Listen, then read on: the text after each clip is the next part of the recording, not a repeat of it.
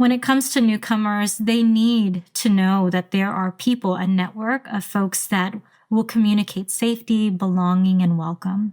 And when you mentally have that, you know that there are people you can go to when you need help, or there are people that will come to your aid when you need help, and folks that have your back, even if they're complete strangers. There's something about that psychological safety net that is essential for health, mental well-being, and adjusting to life.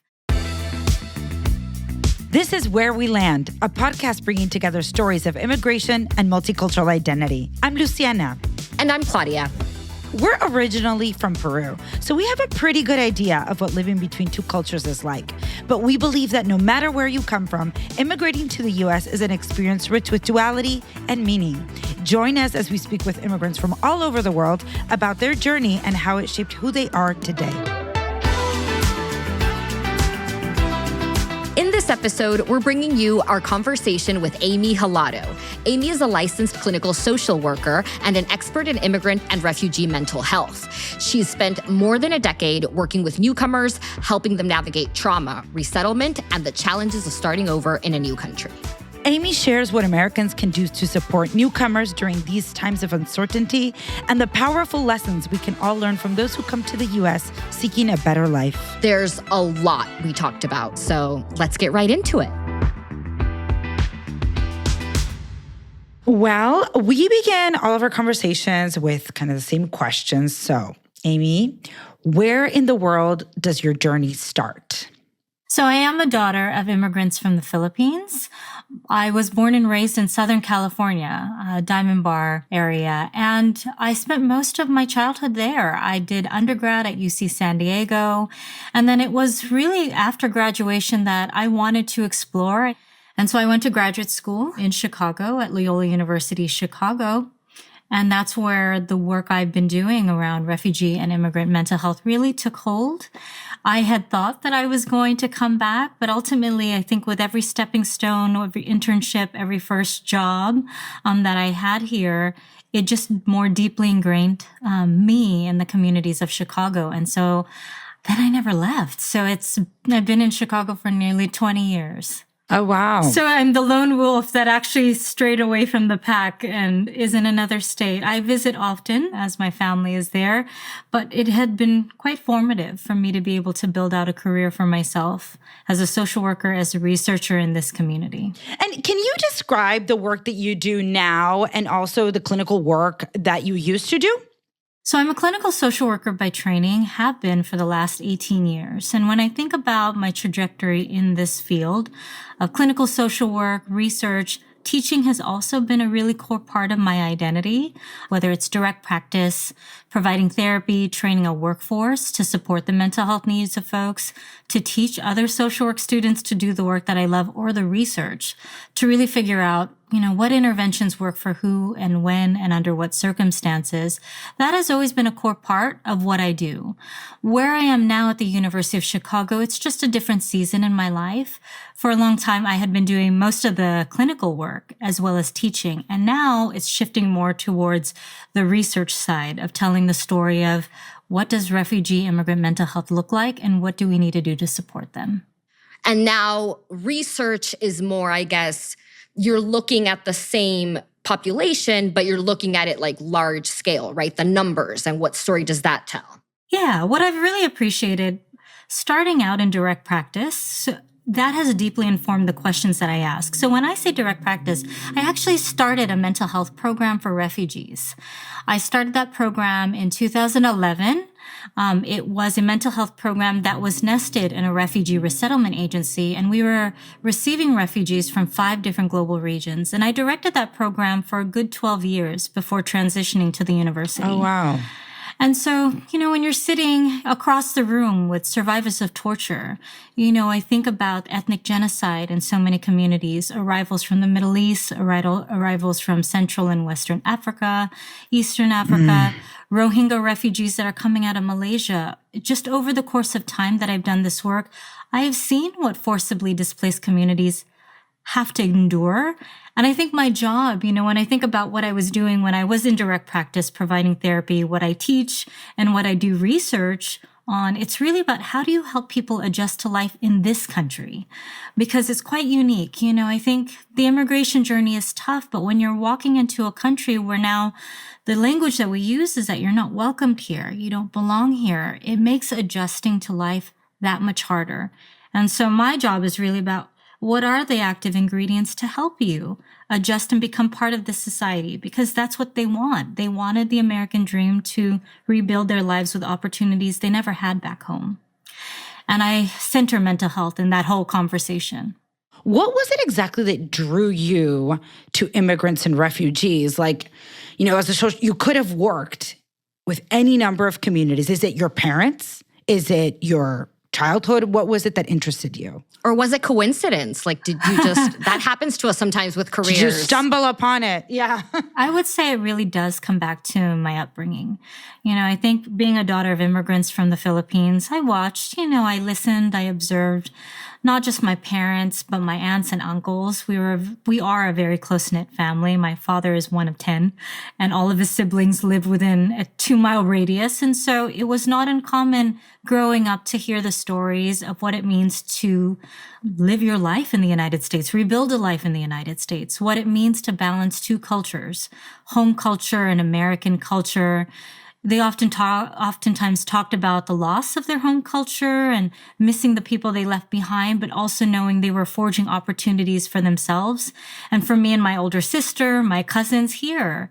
And so I watched and listened to that, just their stories of trying to build life anew in this country and that balance between loss and being grateful for being in the United States. Maybe not complaining when you're upset because your life could have been so much harder if you knew what it was like growing back, say, in the Philippines. And so just hearing the way mental health was framed in my own family certainly made me very interested in how do I think about immigrant communities broadly. And then when I moved to Chicago for graduate school, I was connected with the agency, Refugee One. I was volunteering there throughout grad school. I was working in the field. And then there was just a timing moment where the executive director had said, we would actually like to do a program focused more on mental health in our program. Can we be more proactive? If we know that refugees are coming from really difficult circumstances, and so this was actually right after I finished my doctorate. So rather than applying for academic programs immediately, I said, you know what, this is a once-in-a-lifetime opportunity. Let me take my clinical training. Let me take my academic training. I'm going to start this program from scratch. I was able to go back into the community and say, what would it have to look like to help other new arriving refugees talk about mental health in a way that will help them adjust to life in this country? And then from there, that was a seed. And then 12 years later, the program is still running. It is still growing by leaps and bounds. And I'm just so pleased that we were able to do something special like that. And actually that model of co-locating a mental health program in a refugee resettlement agency, that's spread nationwide because we share the data. We share kind of the science behind it. I've been very intentional of writing about it so that it doesn't just stay in Chicago. I hear you mention this proactivity, and it sounds like, wow, that sounds like you're painting the picture of a time where there was such goodwill. In order for someone to say, oh my gosh, let's get ahead of what challenges an immigrant might have and try to implement this program. And it just contrasts with what we're experiencing today a bit, where there's been lots of changes to immigration policy in the country. And so I'm just wondering, what are you aware of the situation on the ground right now? What have you heard from colleagues? What's your perception of it? I would say that the immigration dialogue in the United States is pretty complicated because immigration status really means something in our country, that the status you receive upon entry is really important. And I think that in the media, you hear the term immigrant, refugee, migrant, asylum seeker all thrown together, and they are not a monolith. Their immigration status, that label, actually has such meaning because it will delineate what rights and privileges a person has. So, for example, refugees that come through the U.S. refugee program, they're applying while they're abroad, and they wait for decades to get entry into the United States. They're the most vetted, immigrants to enter. But when they enter, they have a pathway to citizenship.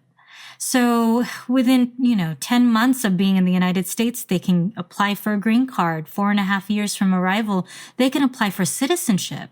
That is not the experience of what you hear in the headlines now of migrant arrivals who are coming here without, they have no shaky legal status. They have no access to housing or an organization that's going to help them find a job. Their experience is fundamentally different. And so I think how we care for the mental health of these communities has looked different depending on what people have access to. I think that the resources that are given, they've never been the same for any of these groups because that immigration status. Fast forward, there is a chilling effect across all these communities. Oh my gosh. Yeah. I was like nodding the whole time you're saying that because us ourselves have friends that are here legally in like what you say, status, the legal status, your immigration status is crucial. We have friends here on valid visas, valid green cards, not yet citizens, and they are also wondering. I think it's hard not to, because you relate to the word immigrant. You are an immigrant. So am I safe? Am I okay? I think that is a valid question. One of the goals on our podcast is to expand the definition of the word immigrant, actually. What characteristics have stuck out to you in the immigrants that you've met that people might find surprising? In the work that I've been doing, maybe more in more recent years, it really centers on the status of refugee, asylum seekers, and migrants.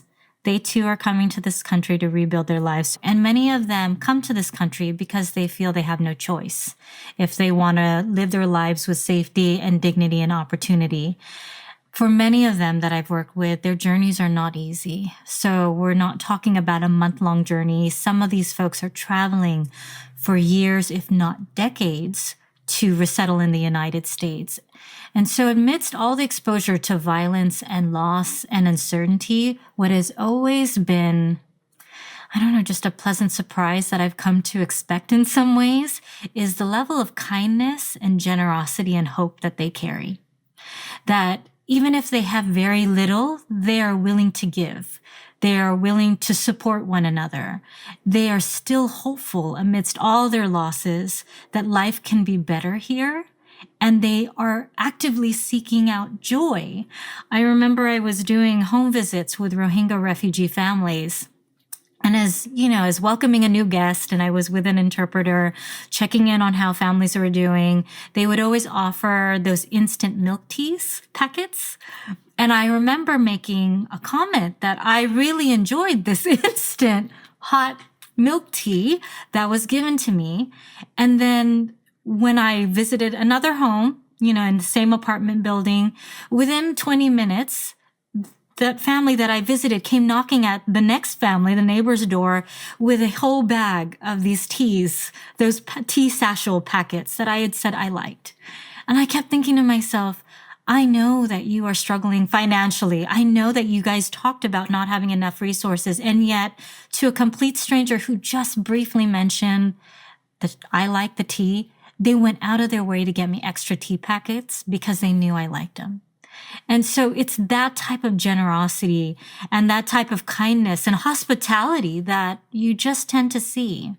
Oftentimes I think in some of the work that we are doing, we want to celebrate the hope and joy of communities. And I remember we were running a group for a project that we were doing to support migrant arrivals that were living in emergency shelters here in Chicago. We had a lot of buses coming from the Texas Operation Lone Star busing program, over 55,000 migrant arrivals who, again, came with shaky legal status. And I remember in one of our group sessions, at the end of the group session, we put it out to all the migrant residents in this one facility. What are you hopeful for? What are you hoping to achieve? And people would raise their hands and say, I want to learn English. I want to learn how to ride the bus. And one young woman raised her hand and said, I want to find love. And everyone started screaming. She said, right? I want to find love. And all these different hands flew up in the air and said, I'm single, pick me, pick me. And it was just this moment of joy. Everyone was laughing. Yeah. And it was that sense of, as hard as it was, when you think about the migrant busing program, when you think about the stories of people crossing the Rio Grande, they are passing through the Darien Gap. They are taking these dangerous journeys, and yet they still believe and they want to fall in love. They want to feel joy. They want to celebrate life. And we oftentimes forget that there's a humanity that's in them. And we don't want that to be lost in the midst of stories of trauma and adversity. What a beautiful answer. I'm so glad you shared all of that, because that is true. There is this humanity behind that, and I wish the media could cover this. Yes. Like, it would be great if we get to see all of these other aspects. It is not just, crossing of borders. Like, how many images have we seen of that? There's so much more. Thank you for that.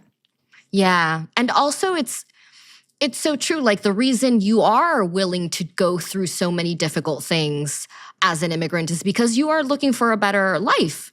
So it's not worth it almost if you can't then have that better life on the other side, right? So yeah, keeping that perspective. I want to go back a little bit to the stressful situation about the current immigration climate.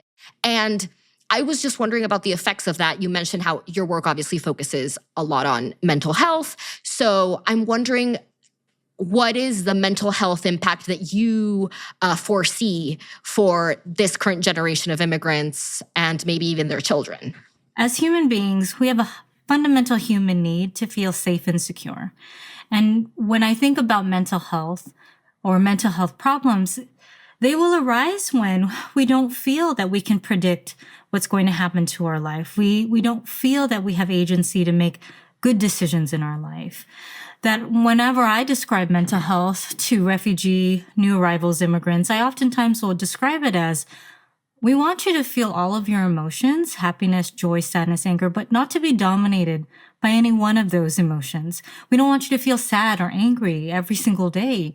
We want you to be able to make reasonably good decisions, to have good relationships with your family, your friends, to thrive in the workplace. And you can't do that if you don't feel safe, if you don't feel secure, if you don't feel supported. And so we are seeing, just changes in how people behave, how they respond, how they live their lives. Parents are not going to be bringing their children to school. Children are having a difficult time concentrating in school because they're worried that their parents may not be at home when they get back. We see people avoiding medical appointments even when they need to. Even when they're not well, they won't go to the doctor. And here in Chicago, there were even reports of people avoiding grocery stores and running low on food because they didn't want to go outside for fear of identification. And so I've been so grateful to see the humanity of our communities come forward. People that are willing to bring children to school so that parents aren't at greater risk. Food pantries that are delivering foods to homes so that people don't need to go to the grocery store. But all this says, what this speaks to is the fear is real, and that fear is driving people's decision making. And so we are seeing the harmful effects of that. And I think to counteract that, it's how do we help people feel safe? How do we make sure we build community of support so you don't feel alone and isolated? Because this is, when I think about the short-term and long-term effects of mental health problems that are unaddressed, people are strong and they can cope in the moment, but you can't sustain this for years and decades. Right. And I imagine if it's prolonged, if this current moment of stress is prolonged over the next coming years, I imagine the effect will just be that much deeper, right? In that sense, what are the possible intergenerational effects? Are there any? There are, and again, I think we're wired to survive. And when when our threat to our own safety and security, when that's there, people will change. And if you feel that over time and you have no remedy to feel safe, to find that support, it then becomes much more chronic, that your only way of coping is avoiding, of being hypervigilant, of all of these things. And so there is an intergenerational effect of what this trauma can look like. When I think about my years of practice, it doesn't matter which region of the world you are from, there were common symptoms that we oftentimes would see in adults: the difficulty coping, managing sad emotions, changes in appetite, changes in sleep patterns, difficulty concentrating, all of these things that make it really hard to adapt to a novel environment and to really thrive. And what's interesting is because children and youth, again, they develop in the context of relationships, it's not uncommon to see those same symptoms show up in kids. So we will see children and youth talk about stomach aches and headaches when they're nervous. They may be more socially withdrawn. They may act out when they are nervous because they don't have the words. They don't have the coping mechanisms to ask for help. And we're even seeing those type of responses, trauma responses in babies and toddlers. What has been heartbreaking is, children that had been potty trained, and then they come here and the stress of the journey, they've lost that skill just because of the overwhelm of what they're navigating. And so, yes, trauma can be felt across the lifespan. It can be passed in patterns of engagement and patterns of coping and relating to one another. So in that sense, when a person arrives and they're trying to settle in and they might experience some of these mental health challenges, what kind of support would they benefit from? How does that work? Oftentimes when people think about mental health supports for people that are experiencing some type of distress or migration-related distress, automatically people think about therapy. And even as someone who has been trained as a therapist for a very long time, I will say that therapy is not the most culturally responsive approach to addressing mental health problems. In many of the cultures that I've worked with, it is not common to go to someone who is outside of your family, your community, your faith community, someone who doesn't speak your language and start talking about your problems. These are communities that are not set up that way. And so in many ways, I think it has pushed us as a community to think about the entire continuum of mental health care. How do we reserve specialized treatments like therapy or inpatient or outpatient hospitalization for those that have the most acute needs, where they need something beyond just a general support system? I think we have to be much more transparent about talking about what mental health is and what it isn't. That mental health is not, this is what you're experiencing is a product of your own moral failing or something you deserved.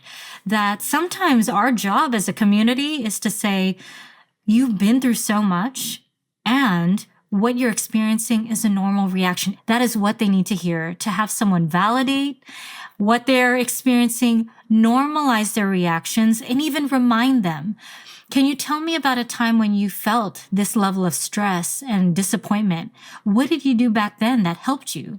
Because what we know about trauma is it makes us forget what we're able to do. We forget our own strengths. We forget about our skills and our networks. And so sometimes the first line of mental health support is just to be a gentle reminder. Then, again, it's if people will come to us and say, everything that I used to do back home isn't working, it's an invitation for us to say, would you like to try something different? Would you like to talk to somebody? We really like to talk about community on this podcast because we feel that for any immigrant, it's crucial to adapting to your new life in a new country. I was wondering if you could give us an example of how you've seen community help support an immigrant's mental health or an immigrant's integration into life in the U.S. Gosh, community is essential. It is one of those common denominators that undergirds the health and well-being of anyone that is rebuilding their life here. And I think as we consider what community is, there are a lot of different ways that we can define it. Sometimes the community is folks of a shared ethnic, cultural background. Maybe it's a shared experience. Sometimes it is a shared faith. Sometimes it's just a shared experience, finding community around families who have children with disabilities. And sometimes it's a community that looks nothing like you, but it's just simply a community that welcomes you, that wants to mentor you, that wants to come alongside and help you. We thrive in relationships. As much as there are some folks that say, okay, I could do things on my own. When it comes to newcomers, they need to know that there are people, a network of folks that will communicate safety, belonging, and welcome. And when you mentally have that, you know that there are people you can go to when you need help. or there are people that will come to your aid when you need help, and folks that have your back, even if they're complete strangers. There's something about that psychological safety net that is essential for health, mental well-being, and adjusting to life. I remember when there was a lot of anti-immigrant, anti-Asian, anti-hate, just anti-newcomer hate crimes. And I remember some refugee families had stumbled on Facebook posts of people saying, "We stand with you," holding up signs that say, "You are welcomed here." But for them to read these very overt, exclamations of support from complete strangers all over the world, all over the country, and maybe down the street, that was enough to make them feel psychologically secure to keep going in the face of the rhetoric, in the face of discrimination. And so you can't underestimate how important virtual and real-time communities are, however the makeup of that community is, to feel like you're not alone in this process. It's a foundation to feeling well and adjusting to life here. I remember that time, and a lot of people, I live in D.C., had signs up out on their lawns about welcoming people. And wow, I guess I had a friend who dropped off some signs in my doorstep, and I was like, well, I guess those things really do work, They do. It's, Yeah. Yeah. Watching even, I think we've had refugees talk about, the protests of support, to watch people walking down the street, cheering for them and seeing it on the news. It's just such a powerful, that solidarity of knowing that you don't need to know me, and yet your humanity is tied to my humanity, and you care about me, even if I'm a stranger. That is such a powerful message of welcome. That's what helps people adjust to life in this country. So while we're hearing all the vitriol and all of that, there are folks that are really paying attention to what is the positive narrative we can do to help the folks that are here. I think it's also just very encouraging to hear that even just a message of support is helpful. Yeah. I think that's very encouraging to hear, because a lot of the people in the United States, I think, hear the news, hear policy changes, and they think, well, I can't really do anything about it. These are policy changes. I can't change policy. What am I supposed to do? These conversations you can have right around your dinner table. I think that, like you said, policy may feel so big, but changing how people see immigrants by telling the stories of hope and kindness and joy, those are conversations that can happen in our most intimate circles, and that too can be part of helping to build a community for them. And so my hope is for those that are wary of folks that don't look like them and may speak a different language or may practice a different religion, that it's not our differences that will keep us apart. It's that fear of one another that will. And if we could just reach out and get to know one another, we'll be much stronger and united together. Well said. Well said. Completely agree. Get to know us, immigrants. We're great. Yeah. Yeah.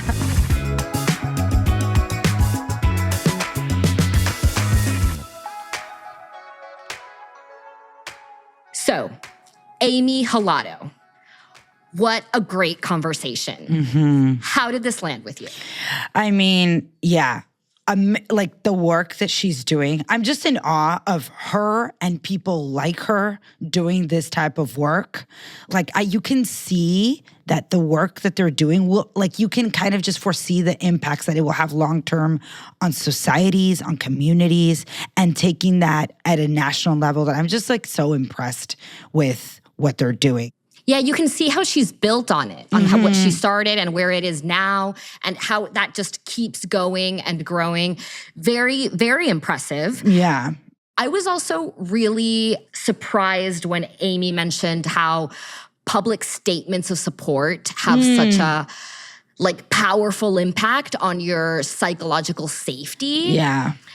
Because you just don't normally make that connection, which is strange. I think we just don't think that a positive phrase or words of encouragement really mean anything. We always discard them as platitudes maybe.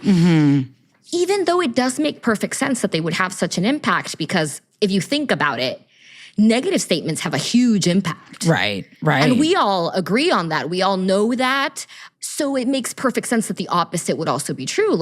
A positive statement, a word of encouragement, just even in passing, could have like such a profound impact on someone's mental health.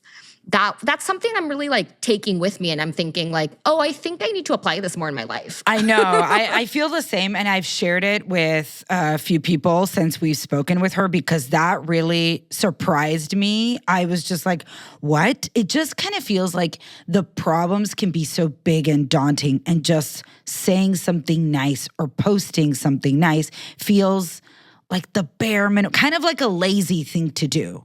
Kind of like I'm advocating for something, but I'm not really doing anything else except this post. So it kind of feels almost like, oh, I'm doing like show-offy in not the right way. And now I'm like, wait, actually, if there is nothing else I can do and just do this, at least that's something. Like that's what stuck with me. You know, kudos to the people doing it. I need to apply it more. You know, that was my take on it. Yeah, I would almost take it out of like social media and just because I was thinking about it more like the signs. You hear the signs, on the lawn, or also like, or even just like in passing, because we've all heard stories of like, oh, immigrants being like verbally abused on the street, like people yelling at them, like go back to where you came from, and I just feel like, oh, if in passing you could just say something supportive, oh, like, I think you belong here, like whatever it is, even just in passing, how powerful that could be. Yeah. Yes, I agree. I think that when she told the story of this woman saying she wants to fall in love, that really moved me because, I mean, I feel like every human being on the planet can relate to wanting to fall in love. And it just reminded me that if that doesn't really humanize someone for you, I don't really know what can. Like that is the thread that unites us. And it's just like, I truly hope people can see that and can start to see something so foreign like a refugee, because that's what I think the idea that a lot of, people have about refugees. I hope that stories like that can help humanize it, can help them feel like, wait, like, there aren't ulterior motives for most people. Most people, we just all want the same things. I loved that she shared that with us. Yeah, when she told that story, I was very touched. And I was like, am I about to cry? I can't cry. Same. Right I now. was like, I'm glad this isn't video. Get it together, girl. I look emotional right now. Yeah. But also just... yeah, the fact that group of immigrants that she was talking about in that story, that woman was a part of, their legal status was like up in the air. They had gone through harrowing journeys to get to the US because they had physically crossed the border on foot. Right. And yet in spite of all these like difficulties that they were going through and had already gone through, there was so much hope and joy in that woman wanting to find love. Mm-hmm. And the aspiration of something better. Of wanting something better for yourself.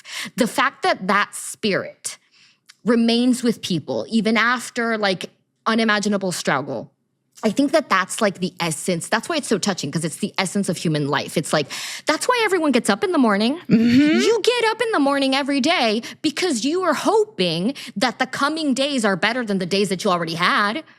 Or else what's the point? What right? Exactly. Yeah, and so if this woman can have that kind of hope for herself, then we should all, right? Yeah, exactly. It was just so inspiring.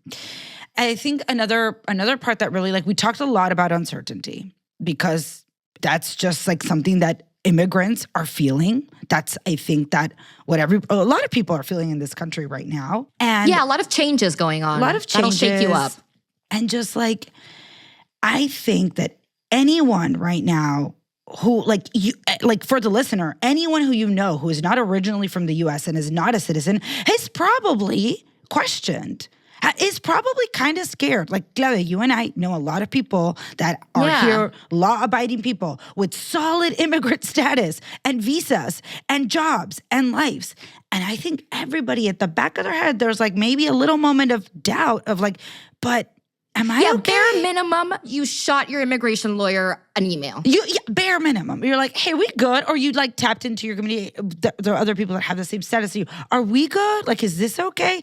So I feel like that uncertainty that people are feeling, that we're all, like the immigrant community is feeling on different levels. I mean, one of the reasons why we tried to create this podcast is to build community. So I think that is an important thing, that it's okay to feel uncertainty right now. We're all kind of feeling it in some way or another. You are not odd or weird or in your head or crazy for feeling it. I think that is a feeling that we can all acknowledge is around us. And just to like, hopefully that helps someone feel a little less alone right now.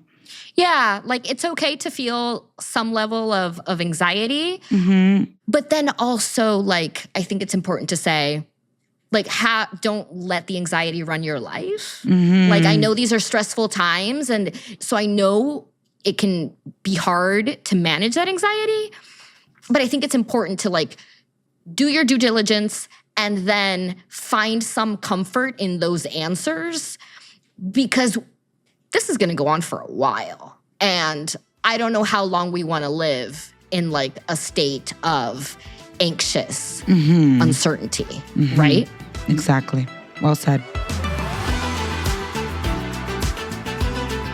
That's it from us. Subscribe so you don't miss the next episode, and check us out on Instagram at Where We Land Pod. Hasta la vista, babies. Ciao, ciao.